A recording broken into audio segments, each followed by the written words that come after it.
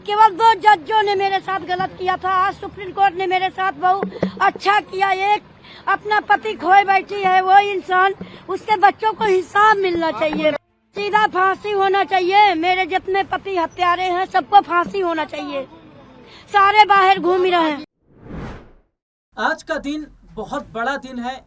ये बड़ा दिन इसलिए है क्योंकि आज सुप्रीम कोर्ट का फैसला उन्नाव केस पर आया है और पीड़िता ने जो फैसला सुना है उस पर उनकी क्या प्रतिक्रिया है और क्या वाकई अभी भी जो न्यायपालिका पर विश्वास है वो बना हुआ है, क्योंकि जो फैसला आज आया है वो फैसला बहुत कुछ बयां करता है। आज इस खबर पर विस्तार से बात करेंगे और ये भी बात करेंगे कि एक और जहां भारतीय जनता पार्टी बेटी बचाओ बेटी पढ़ाओ की बात करती है, नारी शक्ति की बात करती है, उन्हीं की सरकार में एक ऐसा दागी नेता भी है जो महिलाओं को खिलौने की तरह समझता है, जो है कुलदीप सिंह सेंगर, जिसका मामला चल भी रहा है। ये बीजेपी का पूर्व विधायक है। आज इस पर बात करेंगे और सबसे पहले ये जो मुद्दा है इस पर हम अपना जो भी राय है वो रखेंगे। जो कोर्ट में क्या बातचीत हुई है, क्या तर्क दिए गए हैं, वकील क्या कह रहे हैं, पीड़िता क्या कह रहे हैं, सब बात करेंगे। लेकिन उससे पहले इस मुद्दे पर चर्चा करने के लिए हमारे साथ मौजूद हैं हमारे खास अतिथि, हमारे खास जो सहयोगी हैं एडमिन सर। सर बहुत बहुत स्वागत है इस प्रोग्राम में आपका। सर आज का दिन बड़ा दिन रहा क्योंकि सुप्रीम कोर्ट का फैसला उन्नाव केस पर आया है और इस फैसले पर पीड़िता बहुत ज्यादा खुश है। थोड़ा सा मैंने कुछ पॉइंट्स तैयार किए हैं वो मैं बताना चाहूंगा कि उन्नाव केस में कुलदीप सिंह सेंगर को सुप्रीम कोर्ट से बड़ा झटका लगा। हाई कोर्ट के आदेश पर सुप्रीम कोर्ट ने रोक लगा दी है। उन्नाव रेप केस में पूर्व विधायक कुलदीप सिंह सेंगर की आजीवन कारावास की सजा को दिल्ली हाई कोर्ट ने निलंबित कर दिया था और उन्हें जमानत पर रिहा करने का आदेश दे दिया था। लेकिन सीजीआई ने कहा कि हाई कोर्ट के जिस जज ने फैसला सुनाया है वे बेहद अच्छे जज हैं, हालांकि गलती किसी से भी हो सकती है, ये बात उन्होंने कही है। उसके बाद सुप्रीम कोर्ट का जो फैसला आया है, जो कि मैंने बता दिया है कि हाई कोर्ट का जो फैसला था उस पर उन्होंने रोक लगा दी है, जिस पर पीड़िता का भी बयान आया है। पीड़िता क्या कह रही हैं ये सुनिए। न्याय है, न्याय पर भरोसा है, न्याय हमको देगा।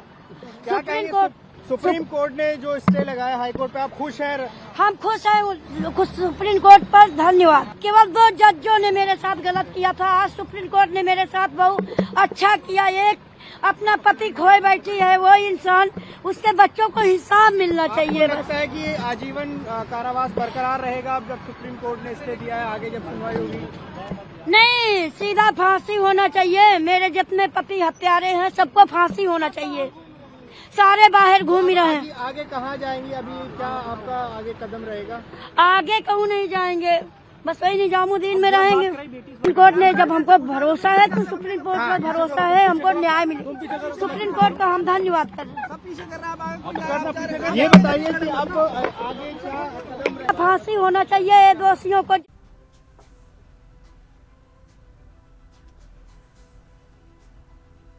तो सुना आपने कि पीड़िता की तरफ से क्या कहा गया है। हालांकि इस पर वकीलों की तरफ से भी प्रतिक्रिया आई है। वकीलों की तरफ से क्या कहा गया है ये भी सुनिए। सुप्रीम कोर्ट को धन्यवाद, देश के न्यायपालिका को धन्यवाद। विक्टिम परिवार को पूरा ये आशंका है कि अगर अपराधी कहीं से भी छूट जाएगा उसका गिरोह तुरंत सक्रिय हो जाएगा और अलग तरीके से उसका मोटिवेशन जो बढ़ेगा, उसके गिरोह के लोगों का बढ़ेगा। जो बचे खुचे परिवार के लोग हैं उसको भी मार और मिटा दिया जाएगा। विक्टिम के चाचा हैं, किस प्रकार के? विक्टिम के चाचा का मैं वकील हूँ। उनके ऊपर और भी उनके प्रॉपर्टी को बर्बाद करने के लिए, उनके चीज़ों को तरीके के ख़त्म करने के लिए, फाइनेंशियली कम तो बैकबोन को तोड़ने के लिए ये दबाव बना था। अभी भी उनके परिवार पे उनका जो माइनर बच्चा है जिसकी आइडेंटिटी डिस्क्लोज नहीं कर सकती है, उसको स्कूल से निकाल दिया जा रहा है। उसके स्कूल में रजिस्ट्रेशन नहीं हो रहा है। ये आपने मेंशन किया था कोर्ट में? ये कोर्ट में ये सेपरेट मैटर है, उसके लिए हम लोग जो प्रोसीजर है वो लोग हम स्टार्ट कर रहे हैं। देखिए, किसी ये बच्ची जो थी और इसका परिवार मुझसे ये रोज पूछ रहा था कि क्या अब हम अगले 5 मिनट जिंदा रहेंगे या नहीं रहेंगे। अब कम से कम मैं इन्हें ये बता सकता हूं कि आपके पास अभी बहुत छोटी सी रिलीफ मिली है। बिल्कुल हमें इसको विक्ट्री नहीं कहना चाहिए, मैं इसको विक्ट्री नहीं कह रहा हूं, ये विक्ट्री नहीं है, ये एक छोटा सा सांस लेने का मौका विक्टिम और उसको परिवार को मिला है। इसके अलावा इस फैसले को मैं कुछ भी नहीं देख सकता, क्योंकि जो सीबीआई ने जो स्टैंड लिया है, जो हमें डर था वही किया उन्होंने। बहुत लिमिटेड पॉइंट पे स्टैंड लिया है उन्होंने, और जो हमारे सबसे मजबूत ग्राउंड थे उनको रेज ही नहीं किया, जो जजमेंट में भी मौजूद हैं। और अगर सीबीआई के पास तो हमारी रिटर्न सबमिशन भी मौजूद थी ना, जो हमने हाईकोर्ट में फाइल की थी, ना उन्होंने हमसे कंसल्ट किया ताकि हम उनकी पिटीशन बेहतर बनाने की कोशिश करते, ना उन्होंने हमें पार्टी बनाया, और कोशिश ये की कि हमें लास्ट मोमेंट तक उनकी जो एसएलपी फाइल है वो भी ना मिले। तब आज भी, लेकिन मैंने आपको पहले भी कहा है, इस बच्ची और इसके परिवार के खिलाफ इतने ज़्यादा अत्याचार हुए हैं, इतने ज़्यादा सबूत मौजूद हैं कि अगर इतनी सी भी बात की जाएगी ना, तो कोई भी जज, कोई भी अदालत इस बच्ची के ही पक्ष में फैसला देगी। और इसीलिए इस जजमेंट को हम क्रिटिसाइज कर रहे थे कि ये जो दिल्ली हाईकोर्ट की जजमेंट थी, वो इतनी महान दयालुता जो दिखाई थी इस कॉन्विक्ट को, कुलदीप सिंह सेंगर को, जिसको मैं बोलता हूँ एप्स्टीन गैंग के मेंबर हैं, वो इंडियन एप्स्टीन गैंग के मेंबर हैं, उनके बहुत बड़ा गैंग भी है। और आज आप लोगों ने अंदर भी देख लिया होगा कि हम लोगों की संख्या इतनी सी थी उन लोगों की संख्या के आगे, और हमें दोनों तरफ से मुकाबला करना पड़ रहा था, इस तरफ से भी और उस तरफ से भी। मुझे खुशी है, मैं सत्यमेव जयते ही बोलना चाहूँगी, और मैं चाहती हूँ कि हमारे देश की जिस जनता का सहयोग रहा इस बिटिया के साथ, आप लोगों का तो सबसे ज़्यादा सहयोग रहा, मीडिया बंधुओं का तो सबसे ज़्यादा सहयोग रहा, और डे 1 से आप लोग सपोर्ट कर रहे हैं इस पीड़िता को, उसकी वजह से। और स्पेशली सुप्रीम कोर्ट ने भी बहुत सेंसिटिविटी से इसको डील किया है, हमें इस चीज़ को अप्रिशिएट करना चाहिए। हाई कोर्ट का ऑर्डर बहुत गलत था और सुप्रीम कोर्ट ने इस बात को समझा, और ना कि समझा, एक कदम आगे बढ़कर बहुत सारे पॉइंट्स उन्होंने बताए हैं जो कि आपसे शेयर कर लिए जाएंगे। और मुझे लगता है ये सिर्फ इस पीड़िता की जीत नहीं है, उस हर पीड़िता की जीत है, और उस महिला की जीत है, उस बेटी की जीत है जो अपने न्याय की लड़ाई को छोड़ देती है, या वो सोचती है कि हमें न्याय मिलेगा ही नहीं तो हम रिपोर्ट ही नहीं करते। तो अब रिपोर्टिंग होएगी, और हमारी बेटियों में जो आश्वासन आएगा कि हाँ, हमें अगर हमारे साथ कुछ गलत होता है तो हमें इसको बताना है। तो सुना आपने। अब हमारे सहयोगी अमन सर इस वक्त हमारे साथ जुड़े हैं।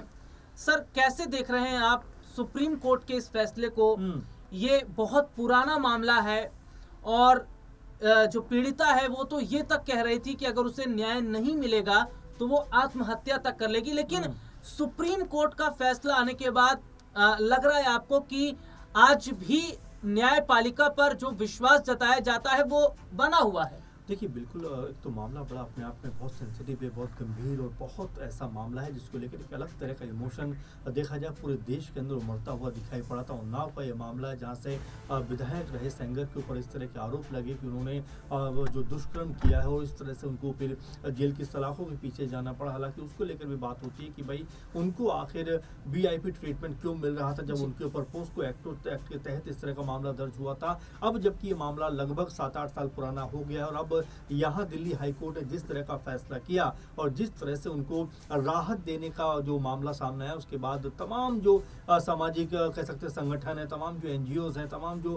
कार्यकर्ता हैं, वो सड़कों पर आते हुए नजर आए। इस फैसले का उन्होंने कहीं ना कहीं विरोध किया। वहीं जब ये मामला सर्वोच्च न्यायालय में जाता है, यानी कि सुप्रीम कोर्ट में जाता है, और उसके बाद सुनवाई होती है, और जैसा कि आपने बताया आज इस फैसले के ऊपर ये आता है कि भाई इस पर रोक लगा दी जाए, क्योंकि जिस तरह का ये सेंसिटिव मुद्दा है इसको इतनी आसानी से टाला नहीं जा सकता, जमानत नहीं दी जा सकती। और कोर्ट ने कहा है कि भाई कम से कम 2 सप्ताह के अंदर रिपोर्ट दीजिए। 4 सप्ताह के बाद इसकी तारीख दी गई है जब अगली सुनवाई इसके ऊपर होगी। तो फिलहाल ये देखा जा रहा है कि सेंगर पक्ष जो लगातार खुशी अपनी कहीं ना कहीं दर्शाता हुआ दिखाई पड़ रहा था, उनकी उम्मीदों को झटका लगा, क्योंकि कोर्ट ने कहा है कि भाई फिलहाल इस मसले के ऊपर इतनी आसानी से कोई भी फैसला नहीं लिया जा सकता, क्योंकि न्यायपालिका ने यह फैसला दिया है, उनको एक तरीके से उनको दोषी साबित किया था। तो ऐसे में इस तरह से उनकी सजा को खत्म इतनी आसानी से नहीं किया जा सकता। और उन्होंने ये भी कहा कि भाई देखिए हाईकोर्ट के जो जज हैं वो भी अपनी समझबूझ का सहारा लेते हैं, लेकिन उसके बावजूद जिस तरह से उन्होंने सुप्रीम कोर्ट ने इस पूरे मसले के ऊपर अपनी पैनी निगाह बनाकर रखी और उसके ऊपर तमाम पहलुओं पर विचार करने के बाद, मंथन करने के बाद कहा कि भाई हम इस जमानत के पक्ष में नहीं है, राहत देने के पक्ष में नहीं है, इसलिए लगभग 4 सप्ताह वाले महीने भर के बाद एक बार फिर तारीख दी गई इस पर सुनवाई करने के लिए। तो ये जो राहत की बात की जा रही थी, लगभग उसके ऊपर अब रोक लग गई। और देखिए मामला बड़ा सेंसिटिव है,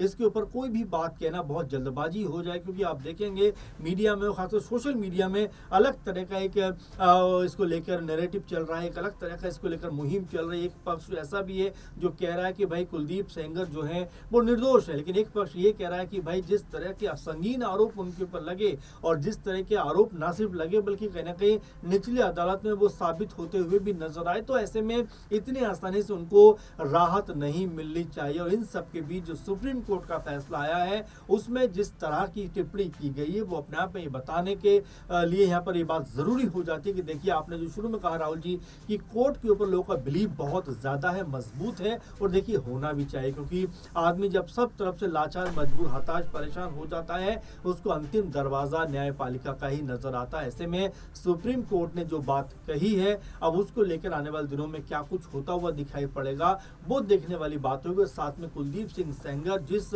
आरोप के तहत जेल की सलाखों के पीछे बंद है और जिस तरह की बातें अब कही जा रही हैं कि भाई एक पक्ष ऐसा है जो कुलदीप सिंह सेंगर को जबरदस्ती उनकी जो इमेज है उसको खत्म करना चाहता है, उनका जो पॉलिटिकल करियर है उसको फुल स्टॉप कर देना चाहता है। वहीं दूसरे पक्ष की बात सुने तो वो ये कहते हुए नजर आते हैं कि जिस तरह की हरकत कुलदीप सिंह सेंगर ने की है या उनके तमाम समर्थकों ने की है, क्योंकि इसमें सिर्फ ऐसा नहीं है कि मामला सिर्फ पीड़िता तक हो बल्कि उसके परिवार तक आप देखेंगे तमाम वहाँ पर जो है हालात जो उनके लिए बहुत ही ज़्यादा बेबस और लाचार हो गए, वहाँ पर उनके परिवारों मौतें भी हो जाती हैं। तो ये तमाम ऐसे मसले हैं जिसको लेकर भी कोर्ट ने बहुत ही कह सकते हैं कि समझदारी पूर्वक ये फैसला किया है। और जाहिर बात है कि सुप्रीम कोर्ट है जो हर पहलू पर, हर तथ्य पर विचार विमर्श करने के बाद अपना फैसला देते हैं, लेकिन अभी जिस तरह से रोक लगी है अब इसके बाद सेंगर पक्ष के जो लोग हैं, वकील हैं, वो क्या कुछ कहते हुए नजर आएंगे अगली सुनवाई में, और साथ में जो पीड़िता के पक्ष के वकील हैं, लोग हैं,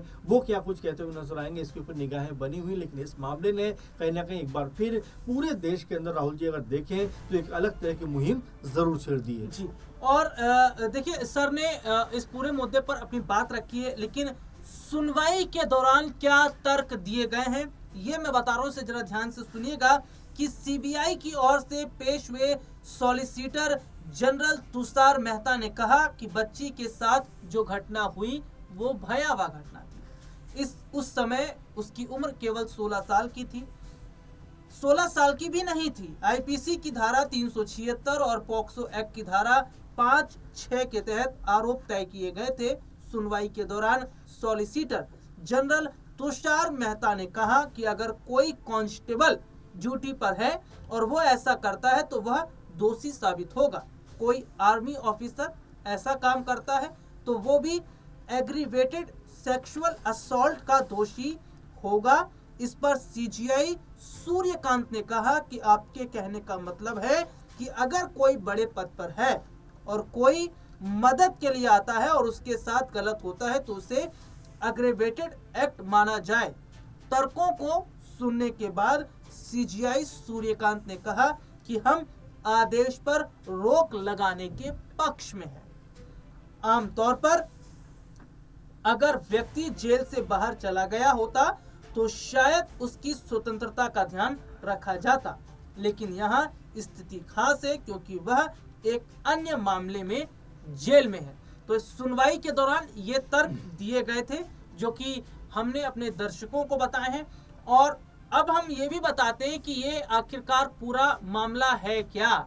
जो मामला इस तरीके से विवादों में घिरा हुआ है, कब का ये मामला है, ये रिपोर्ट। उन्नाव की रहने वाली पीड़िता ने 2017 में बीजेपी नेता और तत्कालीन विधायक कुलदीप सिंह सेंगर पर रेप का आरोप लगाया था। पहले पुलिस ने एफआईआर दर्ज करने से इनकार कर दिया था। 2018 में कालिदास मार्ग स्थित मुख्यमंत्री आवास के पास पीड़िता ने आत्मदाह का प्रयास किया तो यह मामला सीबीआई को सौंप दिया था। उस समय पीड़िता नाबालिग थी। साल 2019 में दिल्ली की एक निचली अदालत ने सेंगर को पॉक्सो एक्ट के एग्रेवेटेड पेनिट्रेटिव सेक्सुअल असॉल्ट के प्रावधान के तहत उम्र कैद की सजा सुना दी थी।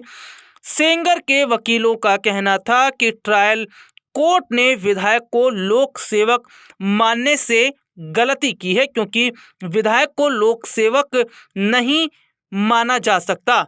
वहीं दूसरी तरफ अदालत ने सुप्रीम कोर्ट के 1984 के एक फैसले का आधार लिया था, जिसमें एक निर्वाचित प्रतिनिधि को आपराधिक कानून की परिभाषा में लोक सेवक नहीं माना गया था। अब दिल्ली हाई कोर्ट ने सेंगर की अपील लंबित रहने तक सजा सस्पेंड कर दी है और सशर्ते जमानत दे दी। शर्त यह रखी गई कि सेंगर पीड़िता के गांव के 5 किलोमीटर के दायरे में नहीं जाएंगे।